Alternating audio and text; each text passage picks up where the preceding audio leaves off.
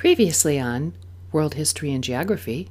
In the 9th century, the Byzantine Empire sent missionaries to the land of the Slavs in the north. Byzantium also traded with these neighbors, which led to the Slavs absorbing many Greek-Byzantine ways. The blending of the Slavic and Greek traditions contributed to the creation of Russian culture. Who are the Russians? Let's go to Russia and find out. And now, our feature presentation.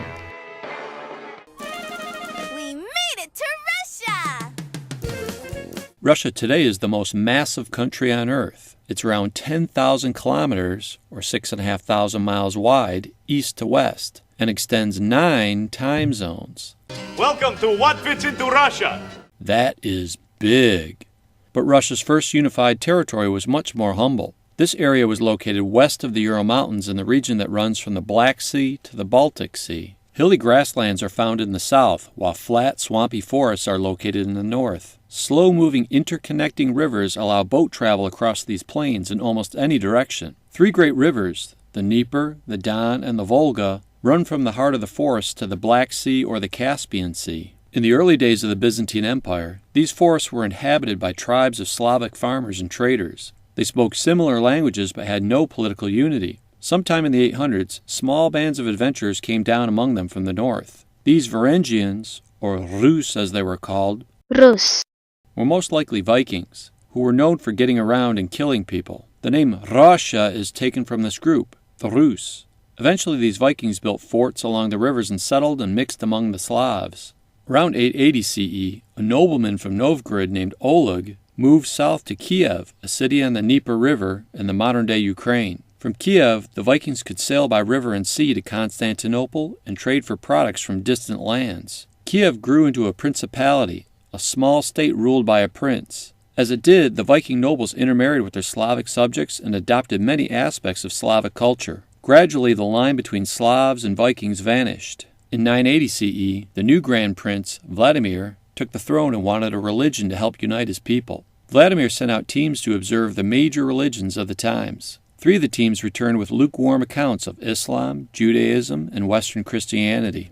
The positive report from Constantinople and the amazing Hagia Sophia Church convinced Vladimir to convert to Eastern Orthodox Christianity and to make all his subjects convert too. In 989 CE, a baptism of all the citizens of Kiev was held in the Dnieper River. All the beliefs and traditions of Orthodox Christianity flourished in Kiev. Vladimir appreciated the Byzantine idea of the emperor as the supreme ruler of the church, so the close link between church and state took root in Russia as well. Vladimir led the way in establishing Kiev's increasing power. He expanded his state west into Poland and north almost to the Baltic Sea. In 1019 CE, Vladimir's son, Yaroslav the Wise, came to the throne and built up trade alliances, created a legal code to help businesses, and built Kiev's first library. Kiev prospered until Yaroslav's death in 1054 CE. Yaroslav made what turned out to be a crucial error. He divided his realm among his sons, instead of following the custom of passing on the throne to the eldest son. Upon their father's death, the sons tore the state apart, fighting for the best territories.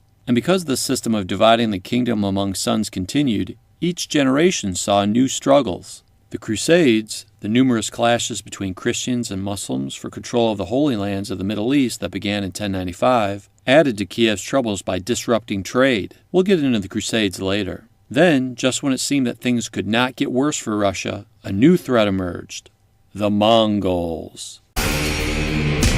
We'll also get into the Mongols in detail later.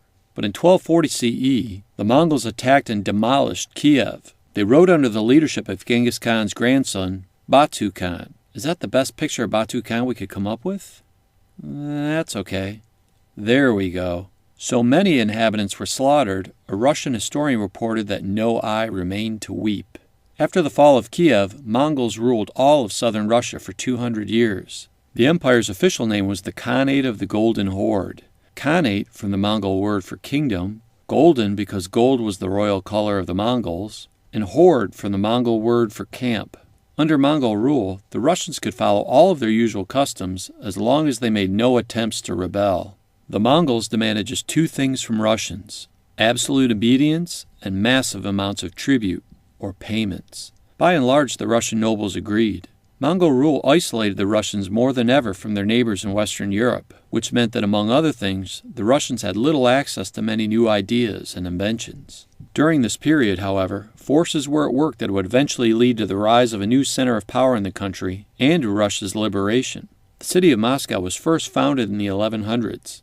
It was located near three major rivers, the Volga, the Dnieper, and the Don. From that strategic position, a prince of Moscow who could gain control of the three rivers could control nearly all of European Russia.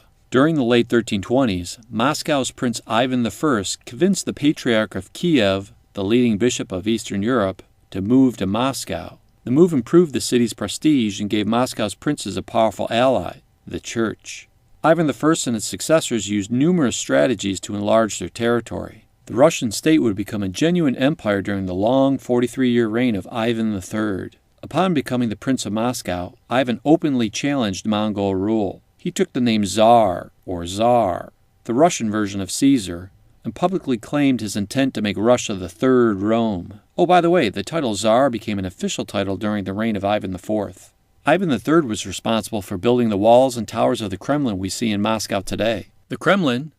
No, not the car, the Gremlin. The Kremlin. No, not the movie Gremlins. Although they are cute. Ah! The Kremlin, which means fortress inside a city, is filled with palaces, armories, churches, and is the religious and political center of Russia. In 1480 CE, Ivan made a final break with the Mongols. After he refused to pay his rulers further tribute, Russian and Mongol armies faced each other outside of Moscow. However, neither side advanced to fight, so after a time, both armies turned around and marched home. That wasn't very exciting. Uh-oh, I hope that yawn wasn't contagious. Russians have traditionally marked this bloodless standoff as their liberation from Mongol rule. After this liberation, the Tsars could openly pursue a Russian empire.